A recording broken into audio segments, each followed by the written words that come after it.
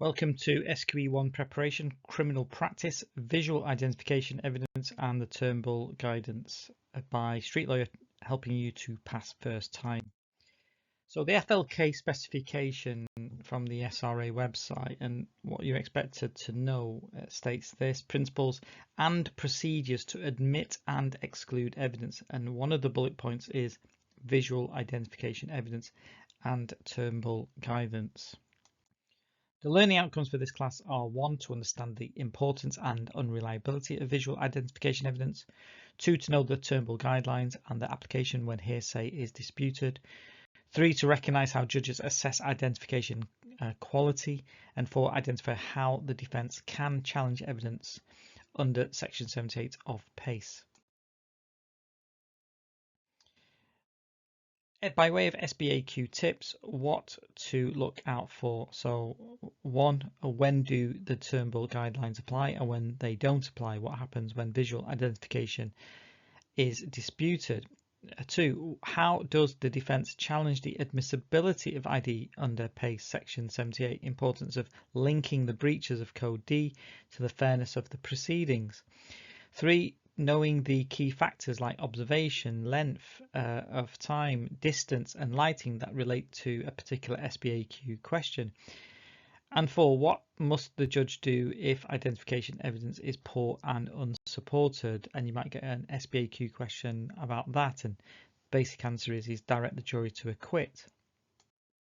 As before in other classes, there are now a series of test your knowledge questions, and the answers are at the end as well. But please read this question with me. A burglary takes place and the occupant of the burgled premises gets a fleeting glimpse of the burglar as they leave the premise. As a result of the description provided to the police, Tony is arrested. During interview, Tony puts forward an alibi defence. The police then conduct an identification procedure at which Tony is picked out by the occupant. During the identification procedure, there are a number of breaches of Code D of the Code of Practice to the Police and Criminal Evidence Act 1984. So what approach are the defence likely to adopt at trial when challenging the disputed visual identification evidence? Is the answer A, B, C, D or E? The defence can only challenge the admissibility of the identification evidence as it was obtained in breach of Code D. Is it B, the defence will rely on the Turnbull guidelines when challenging the admissibility of the identification evidence? Is it C, the defence should first challenge the admissibility of the identification evidence via Section 78? And if this does not succeed, they should then rely on the operation of the Turnbull guidelines to explain how an honest and genuine witness may still be mistaken about the identification of the defendant. Is the answer D, the defence cannot challenge its admissibility as the court has no discretion to exclude disputed identification evidence, but they can rely on the operation of the Turnbull guidelines to undermine it? Or is the answer E, the defence can challenge the admissibility of identification evidence, but only if it has been obtained in circumstances that would render it unreliable? Turning now to Test Your Knowledge 2, Tony has been arrested and charged with Section 47 ABH for an incident in the town centre. A key prosecution witness recognised Tony as being the main aggressor during an incident in the town centre. When interviewed, Tony accepts he was present but claims he did not get involved. He states the witness is mistaken as one of the persons involved in the incident is similar in appearance to him. Which of the following best describes whether the Turnbull guidelines will apply? A, the Turnbull guidelines will not apply because Tony is not raising an alibi defence. B, the Turnbull guidelines will apply because Tony claims the witness is mistaken and there was another person present who was of similar description to the man. Is it C, the Turnbull guidelines will not apply because Tony accepts that he was present at the scene at or about the time of the offence? D, the Turnbull guidelines will apply because Tony claims the witness is mistaken? Or E, the Turnbull guidelines will not apply at this stage, as this is not a case of disputed visual identification evidence, as the witness recognises Tony as the aggressor. Turning to test your knowledge 3, a witness who gives evidence for the CPS in a burglary identifies Tony as the person who committed the crime. Tony disputes the identification, claiming the witness is mistaken. Which of the following best describes whether the witness will be an identification witness whose evidence will be subject to the Turnbull guidelines? A, where the witness identifies Tony informally. B, where the witness identifies Tony from photographs shown to the witness by the police. C, where the witness claims to recognise Tony based on his bad reputation in the area. D, where the witness makes a doc identification of Tony when testifying at the trial. Or E, where the witness claims to recognise Tony because Tony's physical appearance matches the description given by the victim. Turning to test your knowledge 4, Tony is on trial for burglary of a house. The main evidence against him is evidence of identification from a woman who lives in a neighbouring house to that which Tony is alleged to have burgled. She is the only prosecution witness. The woman has given a description of the burglar running from the scene and then subsequently picked Tony out at an identification procedure. The judge considers that the quality of the identification evidence by the woman is poor, but concludes that there is some other evidence which is capable of supporting the identification. Will the judge give a Turnbull warning to the jury when she sums up the case to them? Is the answer A, B, C, D or E? A, no, the quality of the identification evidence is poor and the existence of evidence capable of supporting it is irrelevant. Or is it B, no, a Turnbull warning has no relevance to identification evidence and is only given where a witness has told lies to court. C, no, the quality of the identification evidence is poor and there is no supporting evidence. The answer D, yes, there is other evidence capable of supporting the poor identification evidence. Or is the answer E, yes, there is only one prosecution witness and it would be dangerous to convict on the evidence of a single witness. Turning to test your knowledge 5, which is a sample question on the SRA's website. So please pay very careful attention to this question. A man has been charged with robbery. He was not represented at the police station because he declined legal advice. The man agreed to take part in a video identification procedure and was positively identified by one of the witnesses to the crime. The man has a visible scar under his right eye, which was mentioned by an eyewitness in their initial witness statement. No attempt was made by the video identification officer to conceal the scar on the man's face when his image was placed in the compilation of images for the video identification procedure.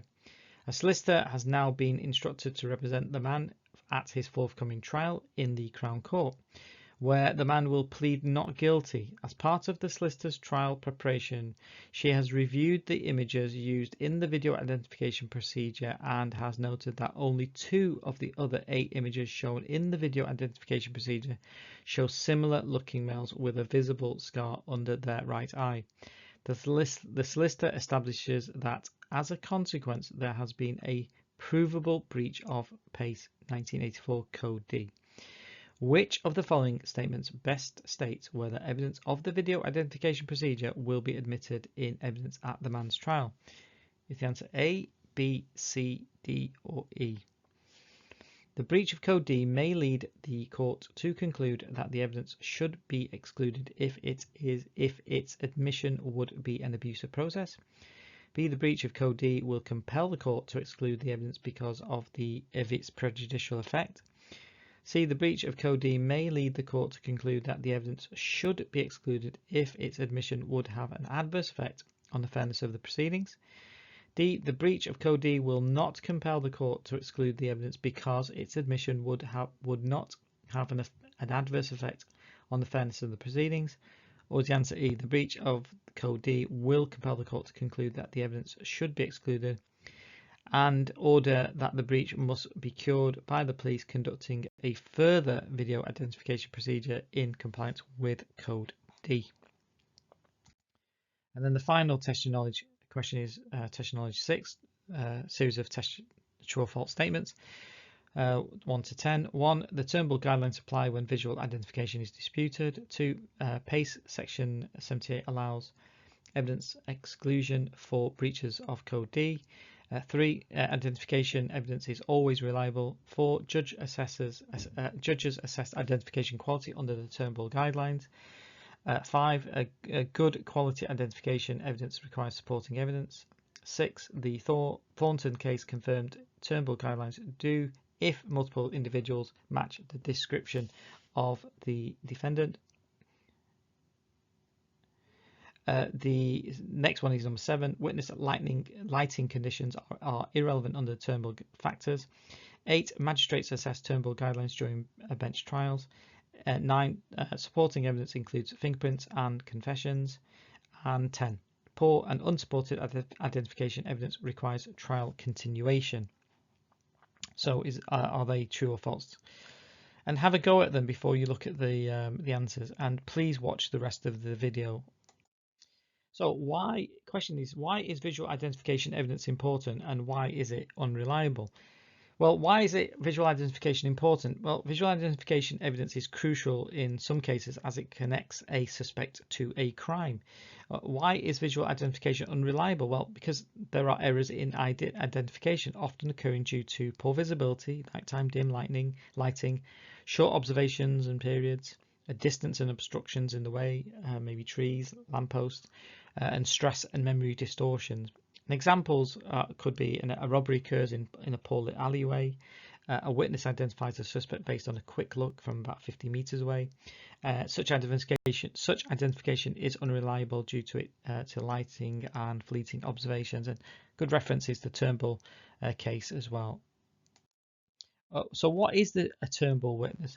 The guidelines were laid down in this case R versus Turnbull 1977. A witness will identify a defendant as the person who commits the offence if 1. The witness picks out the defendant informally, not via photographs, or 2. The witness identifies the defendant at a formal identification procedure at the police station, or 3. The witness claims to recognise the defendant as someone previously known to him. Such a witness is known as a Turnbull witness. In all 3 cases, the Turnbull guidelines will apply only if the defendant disputes the visual identification made by the witness and other conditions apply.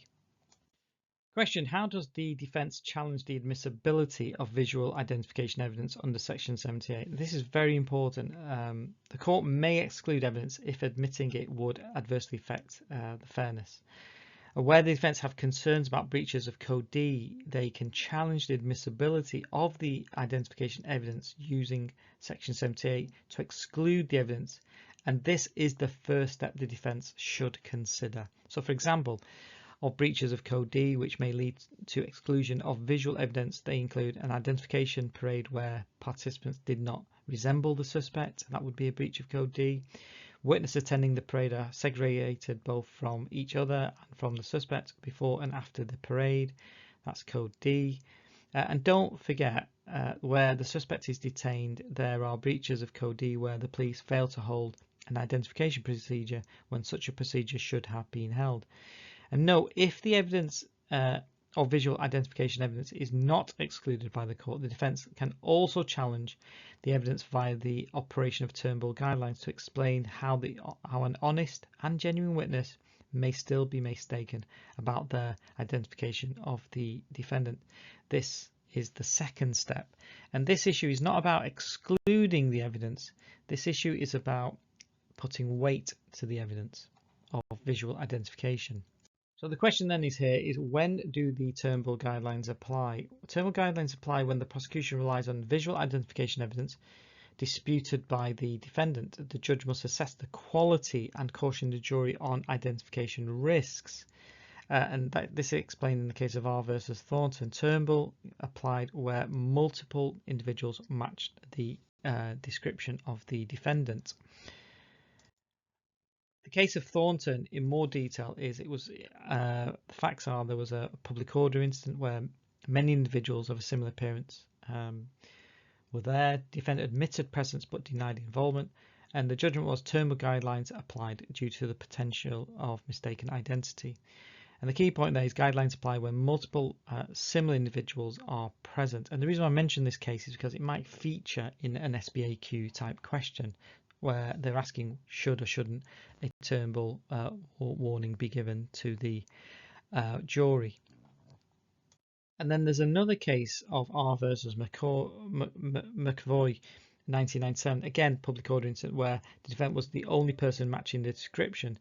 Again, the judgment here though was that the Turnbull guidelines did not apply. And the key point here is that the guidelines apply only where there is a genuine risk of mistaken identity. In this case, he was the only person matching the description. In the previous case, there were other persons that could match the description. And then the next question is what must the judge do to assess the quality of the identification evidence? Well, the judge must assess identification evidence considering observation, length, distance, lighting conditions, obstructions, visibility of the suspect's face, recognition versus new sighting, and consistency of the description. So they take these factors into account when deciding whether to issue a warning, a Turnbull warning or not. Now, please pay careful attention to the next series of slides. This is about what should the judge do when. So in this case, it's the quality of the visual identification is good. So again, there's a dispute, but the judge in this case would give a Turnbull warning to the jury, cautioning them about identification risks. So there's an example: daylight assault observed for 40 seconds with no obstructions from 5 meters away. So it's a good quality identification. Look at the next slide. Question: what should the judge do when quality of the visual identification is poor quality, but there is other evidence supporting the identification? So here a Turnbull warning is again given. The judge will again point out the dangers of relying on identification evidence and the special need for caution when the jury are considering such evidence. The judge will also draw to the specific attention of the jury the weaknesses in the identification evidence which has been given. Supporting evidence might include confessions, DNA, stolen property found in the defence possession, adverse inferences being drawn from science. And an example is there's poor lighting, but fingerprints corroborate the witness evidence. And again, look at the next slide. Question: what should the judge do when quality of the visual identification is not just poor quality, but there is no supporting there's no evidence supporting the identification? In that situation, when identification is poor and unsupported, the judge should stop the trial and direct the jury to acquit. A fleeting glimpse at night with no corroborating evidence is an example of this situation. But the main thing here is, if you have something like this, the judge stops the trial and directs the jury to acquit. So another question is, what happens at the magistrate's court? Well, a submission of no case to answer can be given. The magistrates decide matters of both fact and law, and it will therefore be necessary for the defence to address the magistrates on the Turnbull guidelines during the course of the trial. If the defence considers that the quality of the identification evidence given by the eyewitness is poor, and the CPS has no other supporting evidence, the defence should make a submission of no case to answer at the end of the prosecution case. And I've done this a few times in some of my trials, and it's succeeded when it's been very, very clear that the identification was poor and there's been zero supporting evidence. And then closing speech. If the identification evidence given by the eyewitness is either good or poor, but supported with other evidence called by the CPS, the defence is unlikely to make a submission of no case to answer. They will instead address in their closing speech the Turnbull guidelines in their closing speech to the magistrates, and will point out that however strong it might appear, identification evidence from an eyewitness is notoriously unreliable, and the magistrates should exercise caution when considering such evidence. The defence will also point out the weaknesses of the identification evidence that has been given. So it's not going to be excluded. You're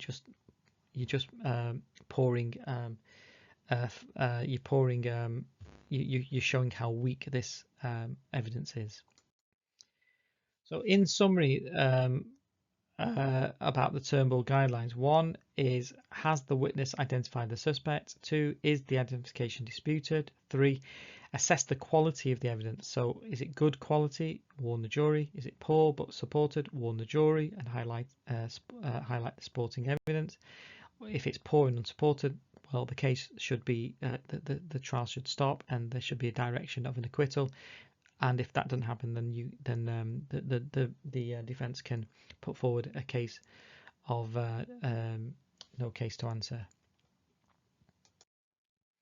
Now, turning to these test your knowledge questions, again, feel free to pause the video, read the question again, read the feedback,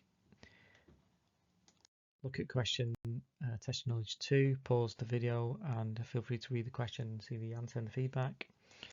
Test your knowledge 3, again, feel free to pause the video, read the feedback, read the answer. Test your knowledge 4, same thing, feel free to pause the video, read the question, read the answer, read the feedback. This one's important because of it's a sample question. However, how does it reflect on whether these are actually similar to ones you get in the actual real exam? Who knows? But here you go. This is from the SRA website. Feel free to pause the video, read the question, read the answer, and then finally look at the test your knowledge 6, which is that series of true or false statements. Again, feel free to pause the video and read the answer. Remember, as always, please do watch all the videos in the SQE Prep Criminal Practice series. I've done videos on hearsay, bad character, standard of proof, burden of proof, the issues about confession. So I've done all these videos that together need to be watched about the admission and exclusion of evidence. So please watch all the videos. Understand the functioning legal knowledge being examined by reading the SRA website for yourself. It sometimes changes. Revise from a really good SQE book. Attend and participate in class. Prepare your Q&A flashcards. Practice as many SBAQs as possible. Subscribe to the channel, Community Legal Education on YouTube. Put your notification on so you don't miss out on these SQE prep videos. Hope you found this class useful. See you next time, and thank you for watching.